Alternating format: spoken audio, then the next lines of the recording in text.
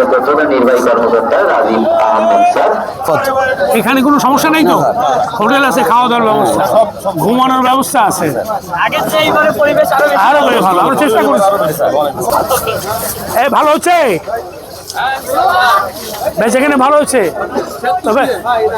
তবে দাম যেন বেশি না হয়। আমরা ব্যাপারীদের সঙ্গে কথা বলেছি, যারা বিভিন্ন জায়গা থেকে দূর দূরান্ত থেকে পশু নিয়ে এসছেন, তাদেরকে জিজ্ঞেস করেছিলাম যে তারা কোনো ধরনের প্রতিবন্ধকতার সম্মুখীন হয়েছিল কি না। তাদেরকে জোর করে, যেটা বাংলাদেশে হয়ে থাকে, অন্য হাটে নিয়ে যাওয়া, এগুলি কিন্তু নাই। এবার এই চমৎকার পরিবেশ খুলনাতে লক্ষ্য করছি আমরা অত্যন্ত আনন্দিত, এবং তারা স্বতঃস্ফূর্তভাবে বলছে যে আগের বারের চেয়ে ভালো। এছাড়া আমাদের সিটি কর্পোরেশন প্রশাসক মহোদয় যাবতীয় ব্যবস্থা গ্রহণ করেছেন ওনাদের তরফ থেকে। পশুদের চিকিৎসার ব্যবস্থা, যারা ক্রেতা এবং ব্যাপারী আসছেন তাদের চিকিৎসার ব্যবস্থা, মানব চিকিৎসা কেন্দ্র এবং পশু চিকিৎসা কেন্দ্র করা হয়েছে।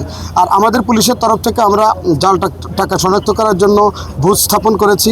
ব্যাংকের বুথ আছে, র্যাবের তরফ থেকে আছে, আমাদের সাদা পোশাকে ডিবির নিরাপত্তা টিম আছে। আমরা এগুলি লক্ষ্য করছি। সিসি ক্যামেরা আছে, আমাদের এখানে কন্ট্রোল রুম আছে।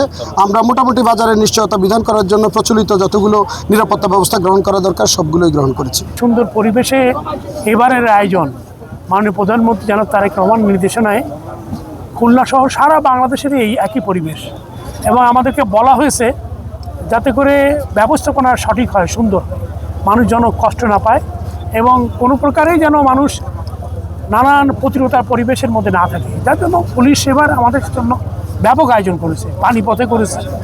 আমাদের উপরে এখানে আমাদের নৌ পুলিশ প্রধান আছেন, এসপি সাহেব আছেন, আমাদের র্যাব ভিজিট করেছে, আমাদের জেলা প্রশাসন সবাই ভিজিট করেছে, এবং সবাই বলেছেন যে এবারে গরুহাটের ব্যবস্থাটা ভিন্ন, স্বস্তিদায়ক।